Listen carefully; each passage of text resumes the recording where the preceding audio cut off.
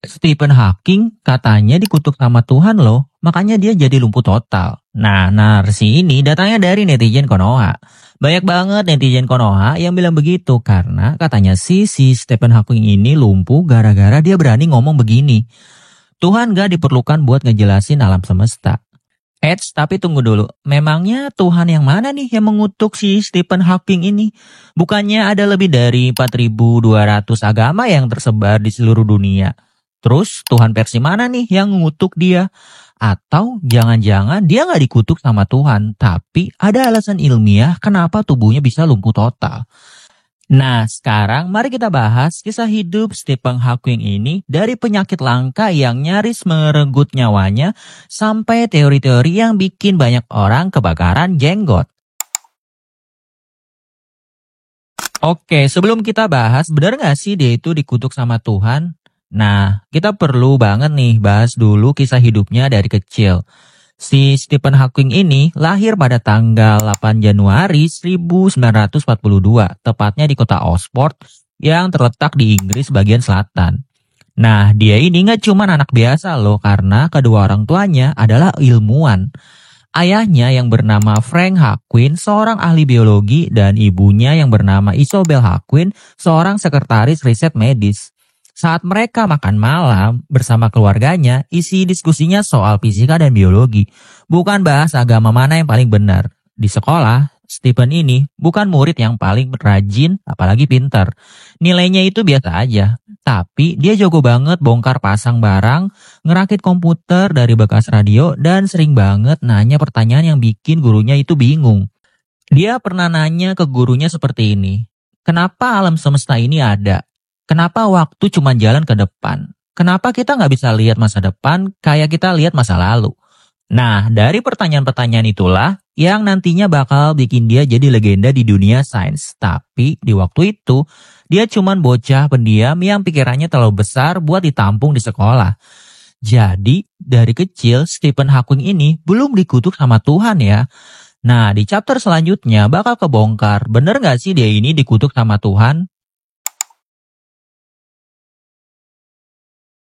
Di tahun 1963, tepatnya di usianya yang ke-21, dia lagi semangat banget buat kuliah di Universitas Cambridge. Otaknya makin tajam dan dunia mulai mengelirik dia. Tapi justru pada saat itu tubuhnya mulai menunjukkan tanda-tanda yang aneh. Tangannya sering banget lemes, jalan kaki aja mulai susah, sampai suatu hari dia jatuh begitu aja, tanpa sebab. Setelah serangkaian tes, dokter bilang, kamu kena ALS. Nah, ALS itu atau amyotrophic lateral sclerosis bikin kerusakan pada neuron motorik yang ngontrol otot. Akibatnya dia jadi lumpuh total dan sulit bicara. Dan dia diponis sama dokter kalau kamu cuma punya waktu 2 tahun lagi. Bayangin aja, kamu masih muda, punya mimpi besar, lalu dikasih tahu hidupmu bakal habis sebentar lagi. Stephen pun mulai depresi. Dia menarik diri dari semua orang. Dia mulai ngerasa, ngapain mikirin masa depan? Toh bentar lagi gue bakalan mati. Tapi ada hal yang membuatnya semangat lagi untuk hidup. Itu bukan sains, tapi cinta. Di tengah masa-masa paling berat dalam hidupnya, ketika tubuhnya makin lemah dan harapan mulai pudar, ada sosok wanita yang selalu menemaninya, yaitu Jane Wilde. Dia bukan ilmuwan, apalagi seorang dokter. Dia hanya seorang perempuan dengan hati yang tulus.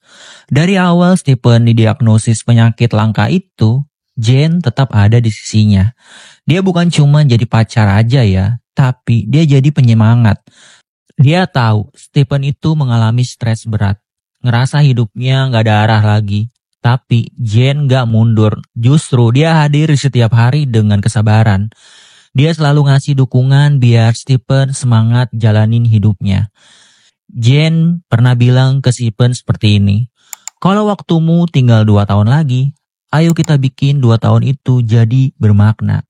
Kalimat itu bukan sekedar kata-kata. Itu jadi bahan bakar baru buat Stephen. Dan dari situlah hidupnya mulai berubah.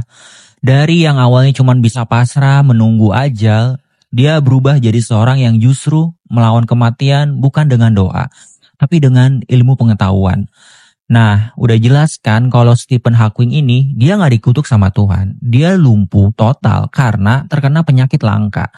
Dan di momen inilah dia nggak pernah bicara soal agama, apalagi Tuhan. Nah, barulah di chapter selanjutnya dia bakal membuat orang-orang bakal kebakaran jenggot.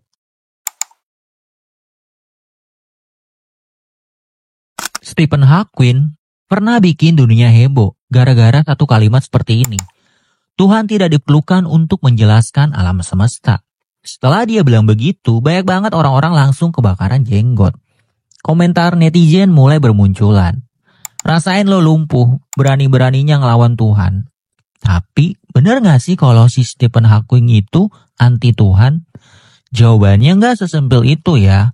Hawking ini gak lagi nyinyirin agama. Dia cuman ilmuwan yang pengen jawaban pakai bukti, bukan dengan keyakinan doang. Dia bilang begitu karena sebelum alam semesta ada, waktu aja belum ada kan. Artinya gak ada waktu untuk Tuhan menciptakan alam semesta karena waktu itu sendiri belum ada kan. Bagi dia, hukum fisika cukup untuk menjelaskan bagaimana alam semesta bisa muncul dari ketiadaan. Bukan berarti dia itu benci sama Tuhan ya, tapi dia percaya akal manusia harus bisa mencari tahu tanpa harus selalu menyerah pada jawaban supranatural. Tapi sayangnya banyak banget orang-orang langsung marah. Mereka bilang Hawking itu gak percaya Tuhan, padahal dia pernah bilang kalau memang Tuhan itu ada, berarti dia juga ikut aturan alam. Dan tugas kita lah yang nyari tahu aturan itu. Jadi sebenarnya Hawking bukan sedang ngelawan Tuhan. Yang dia lawan itu adalah rasa malas buat mikir. Tahu sendiri kan kebiasaan orang-orang itu setiap kali ada hal-hal yang aneh langsung dikaitin sama hal-hal yang goib dan supranatural. Padahal nggak semua hal tersebut harus dijelasin pakai keajaiban yang nggak bisa dibuktiin. Kadang itu cuman karena kita belum ngerti caranya aja. Dan buat Hawking justru disitulah serunya ilmu pengetahuan. Karena dia tuh pengen manusia harus terus berpikir, terus cari tahu dan terus penasaran. Dan mungkin dalam proses itu justru kita makin dekat dengan kebenaran. Entah itu kebenaran yang kamu sebut Tuhan, alam semesta atau hukum kosmik. Di saat orang lain butuh papan tulis, kalkulator, dan tim peneliti buat mikir teori fisika, tapi Stephen Hawking cuma punya kepala, imajinasi, dan kekuatan berpikir yang gak masuk akal. Setelah tubuhnya lumpuh, dia gak bisa nulis rumus yang panjang-panjang. Tapi justru dari keterbatasan itulah dia membayangkan alam semesta dalam bentuk visual, seperti film 3D dalam pikirannya sendiri. Dia pernah bilang, saya harus menyederhanakan semuanya, karena saya gak bisa mencoret-coret rumus. Saya harus menyusun semuanya di kepala saya. Dan akhirnya dia membuat teori baru, yaitu radiasi Hawking. Teori yang mengguncang dunia. Waktu itu para ilmuwan percaya, lubang hitam itu titik akhir, semua yang masuk ke dalamnya hilang selamanya. Tapi Hawking datang dengan logika liar. Kalau lubang hitam itu tunduk pada hukum kuantum, harusnya ada kebocoran kecil radiasi yang keluar dari lubang hitam itu. Teori ini bukan cuma teori yang keren doang ya. Ini menghantam pondasi fisika karena menantang dua raksasa ilmu pengetahuan, yaitu relativitas umum Einstein dan mekanika kuantum. Dua teori ini nggak pernah cocok. Yang satu bicara tentang alam semesta yang besar, yang satu lagi bicara tentang dunia super kecil. Tapi lewat radiasi Hawking, Stephen nyaris berhasil nyatuin keduanya. Ini kayak menyatukan dua bahasa alien yang nggak nyambung, terus kamu bikin mereka saling ngerti. Dan hebatnya, meskipun tubuhnya tuh lumpuh total, tapi otaknya justru makin tajam. Bahkan saat dia udah gak bisa ngomong lagi, dia bikin software khusus yang bisa ngebaca gerakan pipinya untuk memilih huruf dan nyusun kalimat. Dan akhirnya dia nulis buku yang berjudul A Brief History of Time, atau dalam terjemahannya yaitu Sejarah Singkat Waktu. Buku itu menjelaskan tentang lubang hitam, waktu, Big Bang, bahkan ujung alam semesta. Nah, lewat buku itu, dia bawa sains keluar dari ruang kuliah dan masuk ke ruang keluarga, ruang kelas, bahkan masuk ke ruangan tongkrongan yang suka bahas sains. Bisa dibilang, Hawking ini gak cuma fisikawan. Dia seorang pahlawan sains. Lewat hidupnya, dia pengen ngasih tahu ke dunia. Iya, memang gue gak bisa jalan dan gak bisa ngomong lagi. Tapi otak gue masih bisa buat mikir dan itu udah cukup bagi gue.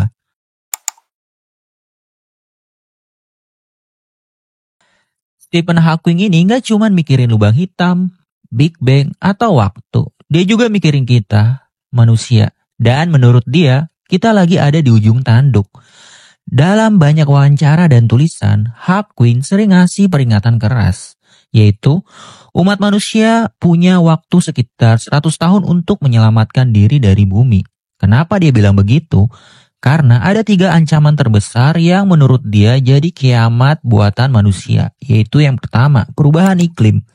Bumi makin panas, es kutub mencair, cuaca makin ekstrim. Hawking percaya kalau kita terus merusak lingkungan, bumi bisa jadi seperti Venus, di mana Venus itu cuacanya panas, beracun, dan gak bisa ditinggalin. Terus yang kedua, kecerdasan buatan atau AI. Menurut dia, AI adalah penemuan paling hebat sekaligus potensi bencana terbesar. Kenapa? Karena AI bisa berkembang melampaui kecerdasan manusia. Dan pada saat ini, kita bukan lagi pengendali dari AI ini. Kita pikir robot bakal bantu manusia, tapi gimana kalau robot justru memutuskan bahwa manusia nggak efisien lagi? Terus yang ketiga, senjata biologis dan nuklir. Hawking khawatir manusia bakal hancur karena ulahnya sendiri, seperti perang, virus buatan, atau kecelakaan teknologi. Dan karena itu, Hawking bilang kalau kita mau bertahan, kita harus menemukan planet yang bisa dihuni oleh manusia. Kita harus menjelajahi luar angkasa, bikin koloni di planet Mars, terus cari planet baru. Karena menurut dia, jangan taruh semua telur di satu keranjang. Dan pada saat ini, seluruh umat manusia ditaruh di keranjang yang sama, yaitu yang bernama planet bumi. Tapi ini bukan berarti Hawking pesimis ya. Justru dia percaya manusia itu luar biasa banget. Kita bisa bikin roket, bikin AI, bikin teori tentang asal-usul alam semesta. Tapi kita harus belajar bertanggung jawab atas kekuatan kita sendiri. Kalau kita nggak bisa bertanggung jawab, maka kita akan jadi spesies yang bakal punah bukan karena asteroid, tapi karena ego, serakah, dan kebodohan yang kita perbuat. Tanggal 14 Maret 2018, Stephen Hawking, si jenius dari Cambridge, akhirnya meninggal dunia di usia ke-76 tahun. Tapi kalau kamu pikir ceritanya selesai di situ aja, kamu salah besar. Karena warisan terbesar Hawking bukan cuma teori fisika aja ya, tapi cara berpikir dia. Dia ngajarin kita bahwa keterbatasan fisik bukan alasan untuk berhenti bermimpi. Kondisi paling gelap dalam hidupnya bisa jadi awal dari cahaya besar. Dia pernah bilang, selama ada kehidupan masih ada harapan. Itu bukan kutipan motivasi kosong. Itu datang dari seorang pria yang gak bisa bergerak, gak bisa berbicara, dan hanya berkomunikasi lewat pipinya. Tapi dia bisa menjelaskan asal-usul alam semesta. Nah, sedangkan kita bagaimana? Yang masih sehat, bisa jalan, bisa ngomong, mana lebih banyak nyerah duluan kan? Hawking ninggalin kita dengan berbagai pesan penting, yaitu jangan berhenti bertanya. Jangan cepat puas sama jawaban yang udah ada. Selalu pertanyakan setiap jawaban yang ada. Terus yang paling penting adalah jangan membiarkan rasa takut menghentikan rasa ingin tahumu. Stephen Hawking memang udah meninggal. Tapi dia masih bikin heboh dunia karena beberapa bulan setelah kematiannya, buku terakhirnya terbit, yaitu yang berjudul A Brief Answer to the Big Question. Di sana, dia jawab pertanyaan-pertanyaan yang bikin kita semua mikir, yaitu apakah Tuhan ada, apakah waktu bisa berjalan mundur, apakah manusia bisa tinggal di planet lain, dan apa arti hidup kita di alam semesta yang begitu luas ini? Jawabannya nggak selalu pasti ya, tapi Hawking ngajak kita untuk nggak berhenti mencari tahu. Jadi mungkin benar dia pernah dikutuk sama Tuhan, tapi kalau ini disebut kutukan, maka kutukan itu melahirkan keajaiban. Stephen Hawking bukan cuma ilmuwan, dia adalah bukti hidup bahwa tubuhnya memang hancur, tapi idenya tetap abadi. Banyak netizen Konoha bilang Stephen Hawking ini dikutuk sama Tuhan. Tapi kalau ini disebut kutukan, kenapa justru dari situlah lahir pemikiran yang menerangi alam semesta? Mungkin dia memang dikutuk, tapi bukan untuk dihancurkan. Dia dikutuk untuk membuktikan ke dunia. Tubuhnya memang lumpuh, tapi pikiran dan idenya nggak bisa dihancurkan. Dan lewat hasil pemikirannya, Stephen Hawking tetap hidup selamanya. Oke, makasih banyak banget ya buat kamu yang udah rela nonton video ini sampai selesai ya. Sampai jumpa lagi di video selanjutnya. See ya!